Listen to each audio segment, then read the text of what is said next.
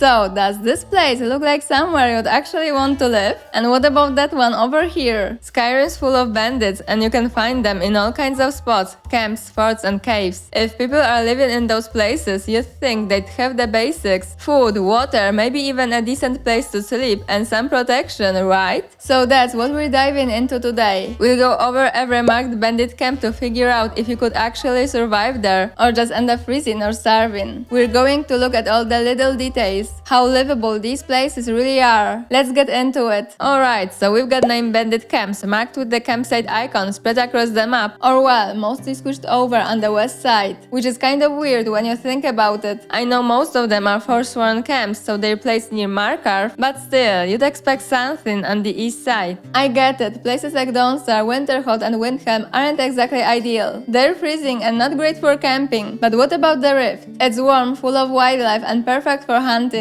And yet, we only get 2 camps there, and one of them is in one of the worst spots. We've already got plenty of forts and towers packed with bandits in that area, so maybe there just wasn't enough space or resources for another group to survive. Anyway, let's get to the point. I'm starting to feel like a weather reporter standing next to this map. We're tracking a cold front moving through the area. Expect some scattered showers in the afternoon. Alright, let's start with the Knife Point Ridge. It's tucked away in the wilderness, sitting at the top of a mountain, far from any human settlements. Definitely not an easy spot to reach or even notice from a distance. So as a bandit hideout? Honestly, it's a pretty solid choice. There's only one path leading up to it, and right at the entrance, it's guarded by a tower with a nasty little trap waiting for any intruders. There's another tower further up with a lookout, keeping an eye on the area. At first, I thought the placement was kind of weird. Like, why guard a spot that's already surrounded by high mountains? But turns out there's a narrow path leading into the camp from the mountainside. It's steep, sure, but not steep enough to stop someone from using it. I even checked the other side of the mountain, and yep, it's possible to approach from there too. So that tower isn't random at all. The whole place is surrounded by a wooden palisade, adding another layer of defense. And as you walk in, the first thing you'll see is a big training area for archery and sword fighting, plus a spot for crafting and upgrading weapons and armor. So the bandits here are probably well equipped and skilled. If I were a bandit, I'd feel pretty safe here. Now, how about places to sleep? There are tents scattered around with bedrolls inside. That's actually not bad. There could have just been hay and leather tossed on the ground, but instead we've got bedrolls, which are way warmer and more comfortable. The tents also provide protection from the rain. And since the camp is surrounded by mountains on one side and trees and a palisade on the other, wind shouldn't be an issue either. The only thing that's really missing is a campfire near the tents. That would help with warmth at night, but since the tents are spread out, they'd need a few fires to make it work. There's one make campfire and plenty of space around it. Honestly, it might be a good idea to place all the tents around the fire nice and close so they can all share the warmth. It's also the farthest point from the entrance, so it would be the safest place to sleep too. That said, the camp is in a southern location, so the temperature should be pretty mild. They can probably survive without individual fires by the tents. Now, here's something weird. There are a few huts in the camp, but none of them are used for sleeping. They're half ruined, sure, but still, there's enough wood lying around to fix them up. Instead, the huts are used for smithing and alchemy. It's actually kind of cool, they've got an alchemist here. You never know when you'll need a health or cure potion. One of the huts stands out though. There is a woman standing near a table staring at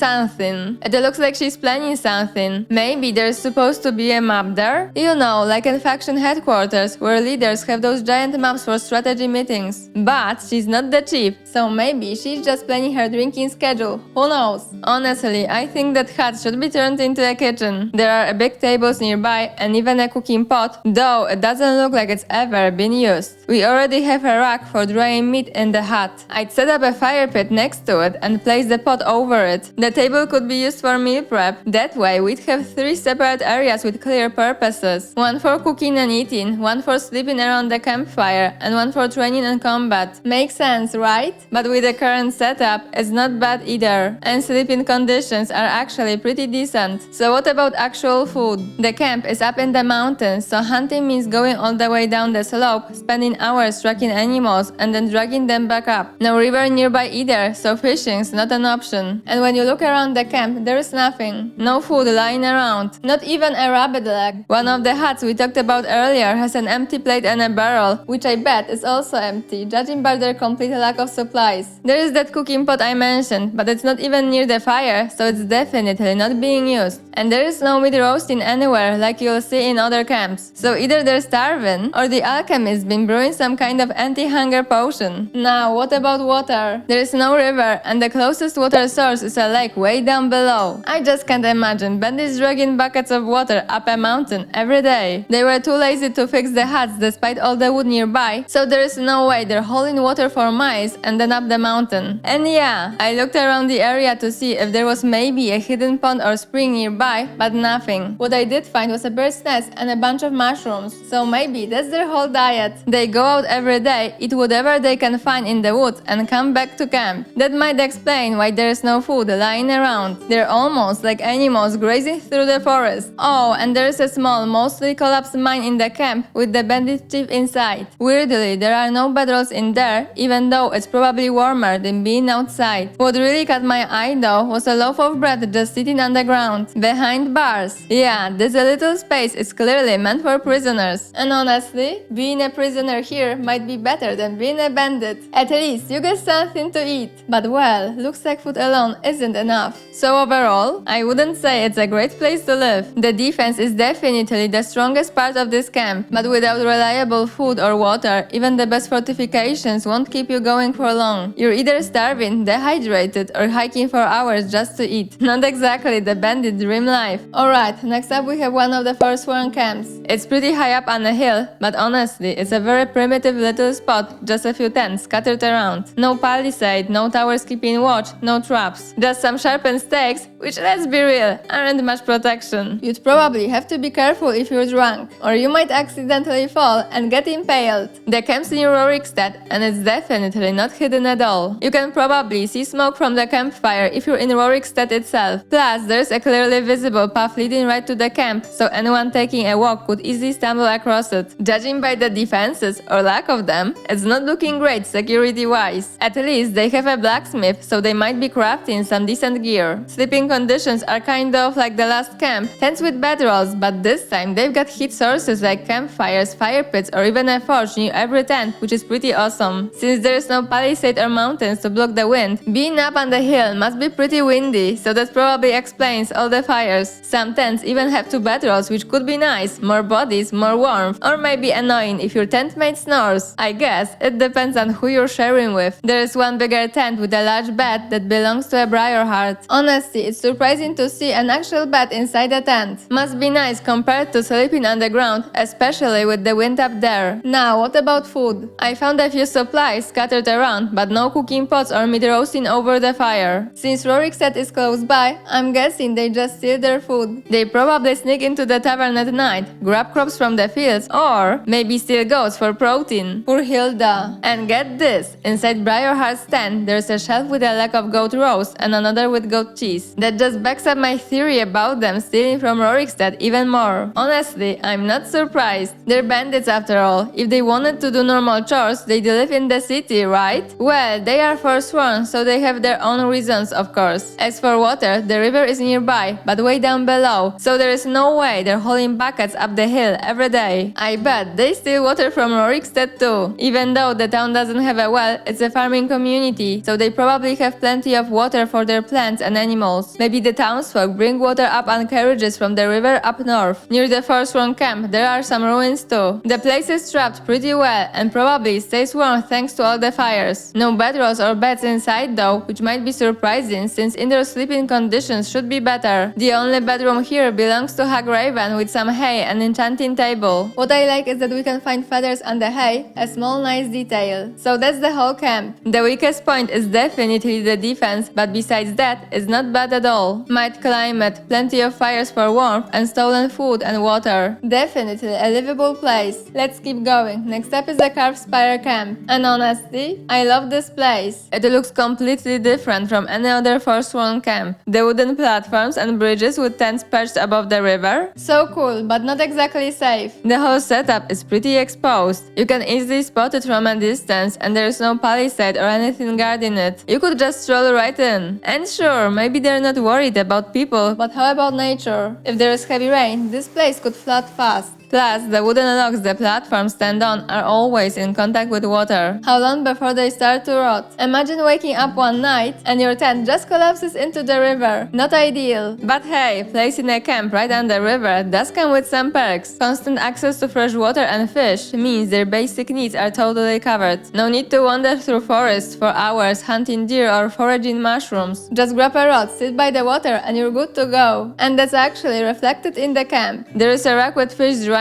out. No goat legs, no raw meat lying around, just fish. It's a nice little detail. Although, I didn't see any cooking pots around the campfires. Just one that doesn't look like it's been used. So do they roast the fish or eat it raw? Well, there's one fire near the Hag Raven spot that has a cooking rack over it, so I'm guessing that's their fish cooking station. As for sleeping conditions, the tents are the usual Forsworn style, but inside it's just a leather and hay underground. No bedrolls or beds like in the previous spot, so probably not the warmest setup, especially with the river air making everything a bit colder. Technically, there are 4 campfires, but only one tent is actually close to one. Oh, and there's even one sleeping spot with no roof at all. It's right next to a campfire, sure, but I don't think I'd want to sleep totally exposed like that. One thing that really stands out is the blood. It's splattered on the ground, even on the table. And despite having all the water nearby, no one seems to bother cleaning any of it up. Besides all that, there's a blacksmith here too, and of course, a Hag Raven standing by a giant's body. There's also an alchemy lab built into a wooden table in the nearby tent. And just like in some of the other camps, there's a cave here. This time, people actually live inside it. Inside the cave, you'll find a few bedrolls around a fireplace and even some beds. So yeah, sleeping indoors is definitely more comfortable. But honestly, I wouldn't want to hang out in there during the day. It's just way too dark and gloomy. Oh, and I found one piece of food in there, raw salmon. So again, it's a really cool detail that we find fish here instead of venison, which makes perfect sense with the river location. But raw salmon? Maybe they don't use that fire rack to cook it after all. Maybe they really just like it raw. Who knows? There's also this big open roof space inside the cave with puzzle pillars, which ties into the Alduin's wall quest. All in all, the Carved Spire camp is super interesting, especially the outside part. It's probably not the safest place to live, but when it comes to food and water, they've got more than enough. Next up is another Forsworn camp. This one's tucked away pretty far from any city, which honestly is probably a good thing if you're a bandit. No guards or travelers to bother you out here. The surroundings are beautiful, and the whole place gives off this peaceful, quiet vibe. At first glance, it doesn't look like much. Just a few Forsworn standing around some rocks. But that's only because most of the camp is actually hidden inside a cave. What you see outside is just the entrance area, and it really blends into the environment. Someone walking by the river might miss it entirely if they're not paying attention. Like other Forsworn camps, it's not fenced in or anything, but they've got some basic security. There's a bear trap on the path and bone chimes that make a ton of noise if someone brushes past. There are stretched heights placed around, and the entrance has a really ominous vibe with nightshade plants growing and heads on pikes. Definitely sends the message, you're not welcome here. 2 Forsworn guard the place, and what really caught my eye was this random tent. Wait, is it even here? Everyone else sleeps inside the cave, so maybe it's the punishment tent? You're stuck here for the night if you mess something up. What's interesting is that nightshades are growing inside it. I guess you just have to hope it doesn't become your coffin. Anyway, let's head into the cave. I really like the entrance. It's decorated in a way that makes it feel pretty ominous. Inside, it's surprisingly spacious. There's a big fire lighting the area, plus a hole in the ceiling that lets smoke escape. A nice bit of natural ventilation. There's also a small stream flowing in from the rocks, so they've got fresh water for drinking or washing up. Honestly, it seems like a solid place to live. There is a little patch of soil where they're growing potatoes, but only potatoes, which is kind of weird. With the river nearby, they probably eat a lot of fish too. I'm guessing their specialty is fish and chips. You can actually find fish hanging up inside. But it's not just fish, they clearly hunt animals too. And in this location, that makes total sense. There is forest all around, and you don't have to drag your catch up a mountain. The fireplace is packed with roasting meat, and there's a cooking pot nearby. Some of the tables even have meat, already prepared and ready to eat. There is also a goat here, probably for milk. Now, there is this big barrel, probably with water, most likely for drinking or watering plants. entrance. I doubt they're filling it with ale or wine. See the bucket below the tap? Who would pour alcohol into a bucket anyway? Besides, the liquid looks like water and you can actually see droplets falling into it from above. Maybe the stream water is salty or unclean, so they rely on this collected water instead?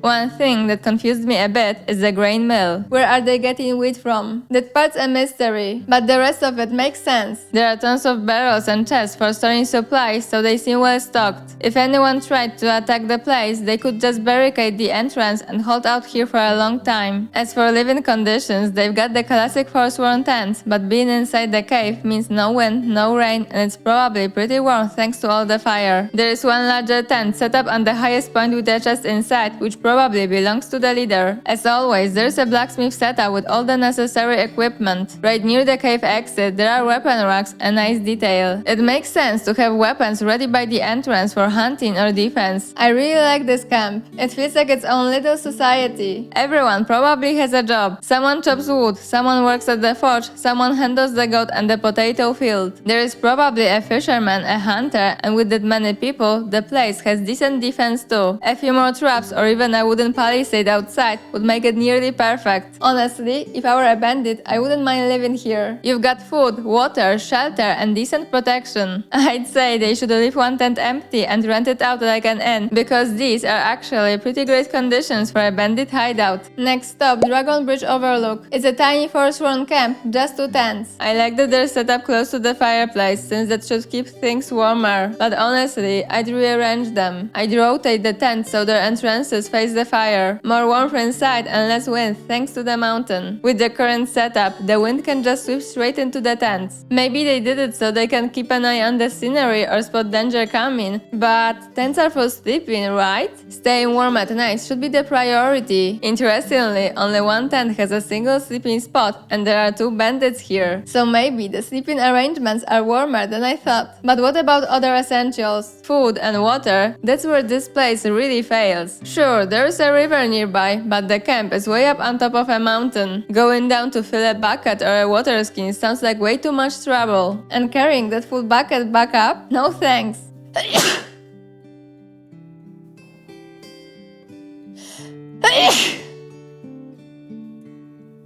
Fishing is the same problem, it's just too far down. As for hunting, I doubt there's much wildlife this high up. They'd have to go lower, get their catch, and then either haul it up or chop it into pieces and bring it up bit by bit. Feels like a massive waste of time and energy. There is an archer here and a bunch of animal skins lying around, so maybe she only brings back the pelts because I don't see any fresh venison. No cooking pot either, so they definitely don't prepare any food here. I thought maybe they steal food from Dragon Bridge, especially when I saw a goat leg, but there's no direct path down that side. You've got to hike way down through the woods, then head east or west to actually get down from the mountain. There's a hunter's shack along one of the paths though, so maybe they steal from there and grab water from the river below. Still, not exactly a practical setup. Either way, it's a terrible camp if you're thinking about food or water. Only 2 people here means there's not much help with chores too. Defense isn't impressive either. Just the usual sharpened stakes in the ground and stretched heights like in other forsworn camps. It doesn't feel like real protection. They could at least set up a few traps, but being so high up with no direct path to the camp probably keeps most trouble away. The chances of someone wandering up here are pretty low. So overall, the place is beautiful to look at, but as a place to actually live, pretty harsh. And if you need to go anywhere, be prepared for a long trip down. Okay, let's move on to the next camp. What really catches your eye here is the broken bridge. At first glance, you might think bandits smashed it and put a skeleton on some logs just to scare people off. But if you look closer, there's actually a trap just past the bridge. Weird, right? Why set a trap if no one can come from that side? I'm guessing the bandits made the trap to catch someone from both directions. Imagine someone riding a carriage from Dragon Bridge. They pass the bandit camp, then suddenly they're blocked by falling rocks from the trap and can cross the broken bridge. Sounds like a perfect ambush, right? But here's the thing that messes with my theory. There is a fallen tree blocking the road before you even even get to the trap. So, I'm not sure if the trap and broken bridge are for protection or actually to stop and rob travelers. Maybe the tree just fell later and ruined the bandits' plan. Who knows? Oh, and there is a small extra bridge nearby, probably built to avoid the bandits, but it's too small for carriages. Now, the camp itself looks pretty solid. It's surrounded by a wooden palisade and a few bandits stand guard in different spots. They've got areas for weapons and archery training, so they might be decent fighters. But no blacksmith here, so their gear is probably on the rough side. Still, the defense is pretty decent. What's even nicer are the sleeping setups. Regular tents with bedrolls, but some folks have it better. A bigger tent with 2 beds and even a shack with another bed. The palisade keeps out the wind and the campfire near a few tents definitely helps keep things warm. But how about food and water? The camp is right next to the river, so water is no problem. There is plenty of fish to catch and the terrain looks good for hunting too. But here's the weird part. There is no food anywhere around. No roasting meat over the campfire, no racks with cut fish, just a few unused cooking pots. Still, they have good access to food and could even rob some carriages thanks to their location. There is one more thing to check out. In the shack, there is a trapdoor leading to a small cave. Inside, you find some food, not a lot, but something. There are barrels, boxes and sacks, so it looks like they use it for storage. And this cave is actually a great fishing spot. Just look at how many fish are swimming there. What I really like here are the holes in the ceiling that let daylight in. As usual, I'm a little sad we can't see those holes from above. What's worth mentioning is that we can actually exit this cave another way, which is not protected. So I'd say it's a weak point, as someone could get inside and try to attack at night while the bandits sleep. So, to sum it up, this camp has comfy living conditions, plenty of water, easy access to food, decent defenses, and nice sleeping spots, especially if you're lucky enough to get a bed. Next up is Halted Stream Camp. It's set on tundra terrain near White Run. The camp is pretty small, surrounded by a wooden palisade with 2 guard spots. Since the area is flat, they should be able to see any attackers coming from pretty far away. There is a gap in the palisade, but a rope trap blocks it, making enough noise to alert the bandits if someone tries to sneak in. So, the defense here is actually pretty solid. Now, food and water? Looking very promising. There is a small water source right in front of the camp, so they don't have to trek for miles to get a drink. And tundra terrain is perfect for hunting. In fact, if you check out the shack, you'll see mammoth bones and a lot of blood. So yeah, they're definitely hunting mammoths around here. Makes total sense because there are 2 mammoth spots marked on the map nearby. I really love how whoever designed these camps paid attention to what you can hunt or steal nearby, and in most cases, that's exactly what you'll find in those settlements. The previous camp was a bit disappointing since there was no sign of food at all, even though it was right next to a river. If you look around Halted Stream Camp, you can spot a table with some food laid out. Mammoth snout included. They even have some hunted rabbits, so protein-wise, they're doing alright. Plus, there's a campfire with a cooking pot. Finally, someone's cooking for real. Besides that, we can find a wood chopping block and a grindstone. What's unusual here is that this is the only camp with no tents or beds outside. Even the Western Forsworn camp in a cave had at least 1 tent outside. So let's check inside here. The entrance is protected by a falling boulder trap. Once you get past that, there is a pretty long hallway leading to the main area where the bandits hang out. I love how the space is lit by lanterns. It gives it a cool, cozy vibe. Right in the center, there is a mammoth laying on the ground. Like I said before, they've got plenty of high quality protein here. Inside, you'll find a blacksmith setup with all the gear needed to make decent weapons and armor, another plus for defense. And there is a bed for the chief. But here's the weird part, that's the only bed you'll find. No bedrolls, no hay underground, nothing. So if you're not the chief, your sleeping conditions are pretty awful. You basically have to crash on the cold, hard ground. Definitely the worst sleeping setup so far. The cave also has another entrance which could be a weak spot, but it's well protected by a bunch of traps, and when you go outside, it's a small area with sharpened pikes. To get in, you'd have to jump from above, but it looks like it might not be the best idea. I love these small little details like the hole in the ground where you could accidentally fall. I miss that kind of detail in a few other places, but I get why. It's because caves and outside areas are allowed differently, so you can have holes in the ground that drop straight into the cave. Still, it would have been a nice touch. So overall, this camp has great water and food sources, solid defense, but seriously, why no proper sleeping spots? No idea. It's definitely livable. You can sleep on the ground, just not with much comfort. On the east side, we've got 2 more camps. The first one's actually a Forsworn camp, which is pretty interesting considering the location. Usually, Forsworn spots like camps, caves and towers are on the west side near marker. This one's different though, sitting all the way over on the east side instead.